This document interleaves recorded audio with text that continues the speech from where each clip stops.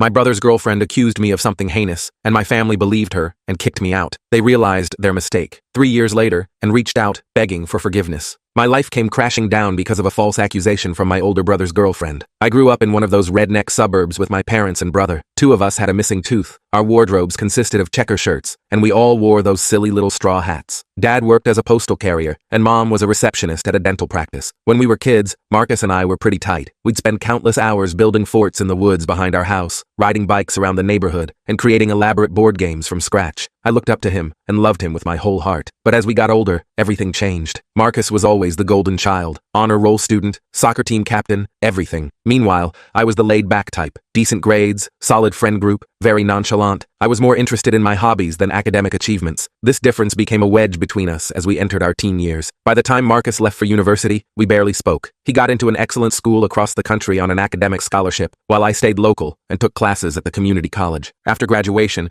Marcus moved to a major city and landed a job at a prestigious tech company. He'd come home for holidays and occasional weekends, always boasting about his exciting urban life and impressive career trajectory. I couldn't help feeling inadequate by comparison. I was still living with our parents, working part-time at a local electronics store, and trying to figure out my next move. Despite our differences, I thought Marcus and I were okay. I had no idea how quickly everything would fall apart. 3 years ago, Marcus got engaged to his girlfriend, Sarah, 33F. They'd been together for 2 years, and everyone was thrilled. Sarah was a pharmaceutical rep from a well-off family, and my parents absolutely adored her. She wore a beautiful platinum bracelet with her grandmother's diamonds that had been passed down through generations. Marcus was so proud when he gave it to her, and she couldn't stop showing it off. The engagement party was a huge event at my parents' house. It felt like half the town was there celebrating. I remember feeling somewhat out of place. I stuck close to my few high school buddies who still lived locally, feeling more comfortable with them than with Marcus's sophisticated crowd. About a month after the engagement, everything went to hell. It was a Thursday evening, and I had the day off work. I was in my room playing on my gaming console, enjoying having the house to myself. Marcus was visiting for a few days, taking some vacation time to start planning the wedding with Sarah and our mother. I heard Marcus and Sarah return from a lunch outing with Mom. They were chatting and laughing downstairs. I didn't think much of it. Suddenly, Sarah started screaming at the top of her lungs. I rushed downstairs to see what was happening, and suddenly Marcus was accusing me of stealing her bracelet. Apparently, she had taken it off while washing her hands and left it on the bathroom sink. When she went back to get it, it was gone. I was completely shocked and immediately denied taking it, but Marcus wouldn't listen. He kept shouting that I was the only other person in the house, so it had to be me. He said I was always jealous of his success and probably wanted to pawn the bracelet so I could finally move out and do something with my life. Our parents arrived home during this chaos, and Marcus told them his version of events. I don't even know why I was surprised when they believed him without question. My mother's face turned completely swollen from crying so hard. My father just looked at me with pure disappointment. They started searching my room, turning everything upside down, and that's when they found it. Not the bracelet, but the cash I'd been saving from my paychecks. It wasn't much, maybe $800, but still, Marcus jumped on it. He claimed I must have already sold the bracelet and that's where the money came from. I tried explaining that I'd been saving up for months because I was thinking about taking some certification courses at the tech school, but nobody was listening to me. The next few days were absolute hell. My parents and Marcus kept pressuring me to confess and return the bracelet. They threatened to call the police if I didn't come clean. I was terrified and completely alone. And after a week of constant accusations and threats, my parents made a decision that changed everything. And in that moment, I regretted everything I had ever done. They told me I had to leave. They said they couldn't trust me anymore, and that I was bringing shame to the family. They gave me 48 hours to pack my things and get out. I was devastated. I had nowhere to go and no idea what to do. My childhood friend Jake, 32 million, who had recently moved back to town after finishing his degree in another state, offered to let me crash on his sofa for a while, but I knew it couldn't be a long-term solution. His apartment was tiny, and he was just getting established himself. I packed what I could into my backpack and a duffel bag, clothes, some personal items, my laptop, and a few mementos from happier times. As I was leaving, I caught Marcus watching me from the kitchen window. For a second, I thought I saw doubt in his eyes, but he quickly turned away. Walking out of that house, the only home I'd ever known, was the hardest thing I've ever done. I felt betrayed and abandoned by the people who were supposed to love me unconditionally. The worst part was that I was completely innocent. For the next couple of months, I bounced between Jake's couch and cheap motels when I could afford them. I took whatever work I could find to make ends meet, washing dishes, stocking shelves, landscaping gigs. It was rough, but I was determined to survive and prove my innocence somehow. Eventually, I landed a steady job at a distribution center on the edge of town. The work was physically demanding, and the hours were long, but the pay was consistent. It wasn't great money, but it allowed me to rent a small room in a shared house with some other guys from the warehouse. I slowly started rebuilding my life, but the pain of what happened never went away. I'd lie awake at night, replaying the events in my head, and wondering how things had gone so wrong. How could my family turn on me so quickly? How could Marcus, who grew up with me and knew me better than anyone, believe I would do something like that? I cut all contact with my family. They tried reaching out several times in the beginning. My mother would leave emotional voicemails begging me to come home and make things right. My father sent a few terse text messages saying we needed to talk. Sarah even showed up at the distribution center once, but I refused to see her. I couldn't bear to talk to any of them after what they'd done. They weren't my family anymore. For 3 years, this was my life. I made new friends at work and in my shared house. We'd hang out after shifts, grab beers, and watch sports. It wasn't the life I had imagined for myself, but it was mine, and I had built it from nothing. I worked hard and eventually got promoted to team lead at the distribution center. I started taking online courses in supply chain management. I was slowly figuring out what I wanted to do with my life, but there was always a part of me that was angry and hurt by what had happened. I missed my old life and family, but I couldn't forgive them for not believing in me. Every holiday season was difficult. Seeing families shopping together or hearing Christmas music would trigger a deep sadness for what I'd lost. Then last week, I received an unexpected text from my father. It simply said, "We need to talk. It's about the bracelet." At first, I was inclined to ignore it, just like all their previous attempts to contact me. But something made me pause. Maybe it was curiosity, or maybe a small part of me still wanted closure. After debating with myself for hours, I decided to hear them out. I called my father, and what he told me left me stunned. The bracelet had been found. Sarah had accidentally knocked it into the sink drain while washing her hands. They only discovered this a few days ago when the plumbing started backing up, and they called a plumber to check it out. My father said Sarah was devastated when she realized what had happened,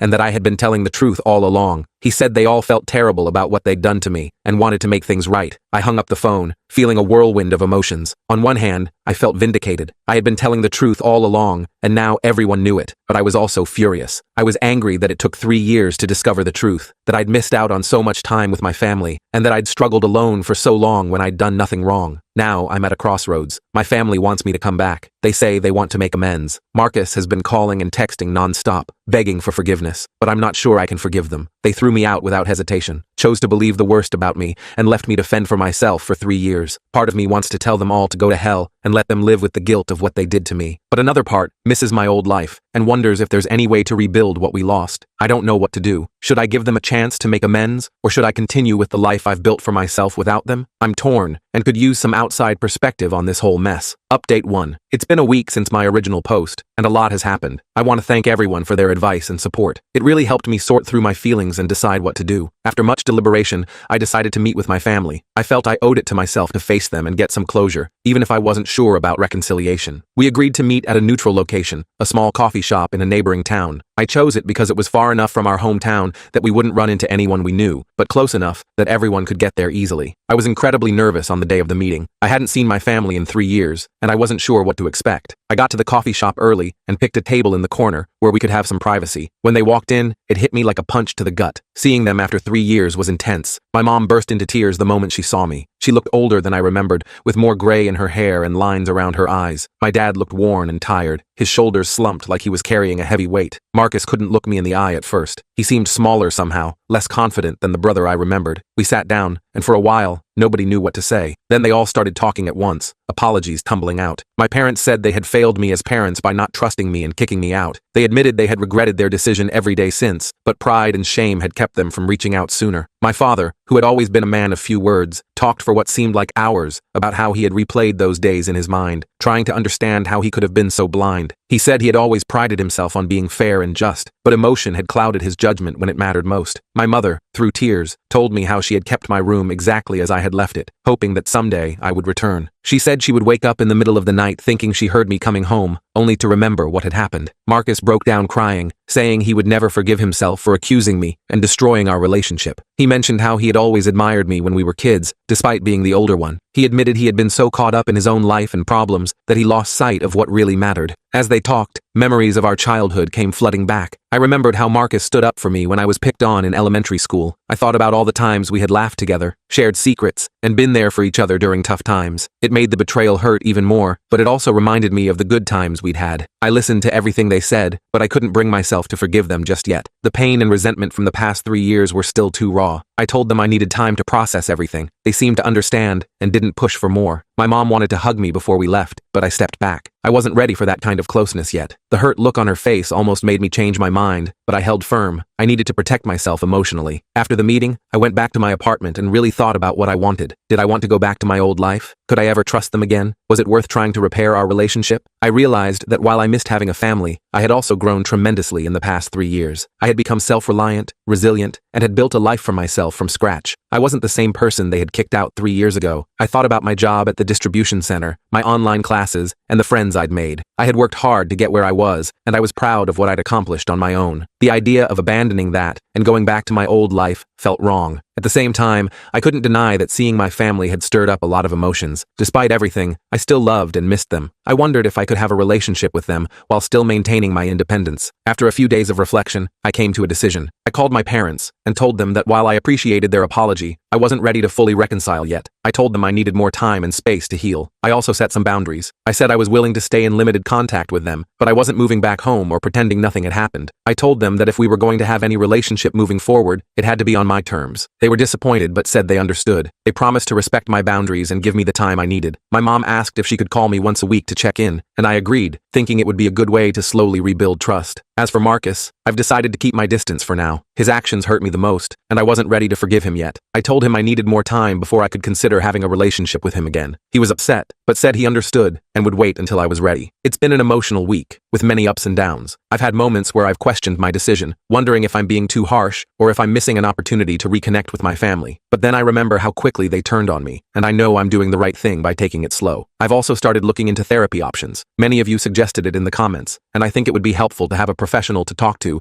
as I navigate this complicated situation. I've never been to therapy before, so I'm a bit nervous, but I think it could be beneficial. For now, my main focus is on my job and my classes. I have a big project coming up at work, and I'm determined not to let all this family drama distract me from my goals. I'm also considering moving to a better apartment. I've been saving up, and I think I'm ready for a place of my own without roommates. Thank you again for all your support. It's comforting to know there are people out there who understand and care, even if we've never met. I'll update if anything significant changes. Update 2. It's been about a month since my last update, and I wanted to share some developments. I've been sticking to the boundaries I set with my family. We've had a few phone calls and text exchanges, but nothing too intense. It's been, okay, awkward at times, but not as painful as I expected. My parents have mostly respected my wishes. They check in occasionally but don't push for more than I'm willing to give. I can tell they're trying hard to rebuild trust, but it's a slow process. My mom calls once a week, as we agreed. These calls were strained at first, with lots of awkward silences, but they're getting easier. We usually talk about neutral topics like her work at the dental office, the weather, and my online classes. It's not much, but it's a start. My dad has been sending me short text messages, usually just to check in or share something he thinks I might find interesting. Last week, he sent me an article about a new tech company opening in our hometown. It was a small gesture, but it reminded me of how he used to clip newspaper articles for me when I was younger. Marcus has struggled with the boundary I've put between us. He sent several long, emotional texts apologizing and begging for a chance to make things right. I've responded briefly, just telling him I still need more time. It's difficult, but I'm holding firm on this. I know he's hurting, but I'm not ready to deal with his emotions on top of my own. The big news is that I've started therapy. I found a counselor who specializes in family trauma, and we've had a few sessions so far. It's been tough digging up all the pain from the past, but I think it's helping. My therapist is helping me work through my anger and trust issues and giving me strategies for setting healthy boundaries. In our last session, we discussed how the bracelet incident was about more than just the accusation, but also years of feeling like I didn't measure up to Marcus's achievements. It's made me realize there were problems in our family dynamic long before the bracelet incident, and healing will require addressing those too. One unexpected outcome of all this is that I've gotten closer to my friends, especially Jake. They've been incredibly supportive throughout this whole ordeal. Jake even offered to come with me to any future family meetings for moral support. It's taught me that family isn't just about blood, it's about who stands by you when things get tough. Work has been a welcome distraction. I've thrown myself into my job and even received a small promotion. I'm now overseeing inventory management for my shift, which means more responsibility and a slight pay increase. It's nice to have something positive to focus on. As for my living situation, I've decided to stay where I am for now. It's not much, but it's mine and represents the independence I've worked so hard for. My parents offered to help me find a better place, but I declined. I need to do this on my own. However, I have started seriously considering options for furthering my education. There's a state university about an hour away that offers evening classes. I'm thinking about applying to their business program. It would be a big step, but I think I'm ready for it. Overall, I'm taking things one day at a time. Some days are harder than others. There are moments when I miss the easy relationship we used to have as a family, but then I remember how quickly they turned on me, and I realize I can't rush this process. My therapist says it's healthy to have mixed feelings about everything. She encourages me to be patient with myself and not feel pressured to forgive before I'm ready. We're working on strategies for handling upcoming family gatherings and holidays, which are making me more anxious than I'd like to admit. For now, my priorities are healing and building a life I can be proud of, with or without my family. It's not easy, but I'm hopeful about the future. I'm learning that it's okay to put myself first, and that setting boundaries doesn't make me a bad person. Thank you for your continued support. Your comments and messages have given me strength during this process. It's comforting to know I'm not alone in dealing with family issues like these. Update 3. It's been 6 months since my original post, so I thought it was time for a final update. A lot has changed in the past few months. The biggest news is that I've decided to relocate to a different state for a new job opportunity. It's a significant step up in my career, and I'm excited about the new challenges. The position is with a logistics company, and the work is similar to what I did at the distribution center, but on a much larger scale. It's a management role, which I've been working toward for a while. The salary is substantially better than what I was making before, and it comes with benefits like health insurance and a 401k plan. Before making this decision, I had a long talk with my therapist. We discussed how this move will affect my healing process and my relationship with my family. Ultimately, we agreed that this could be a positive thing for me, an opportunity to truly stand on my own 2 feet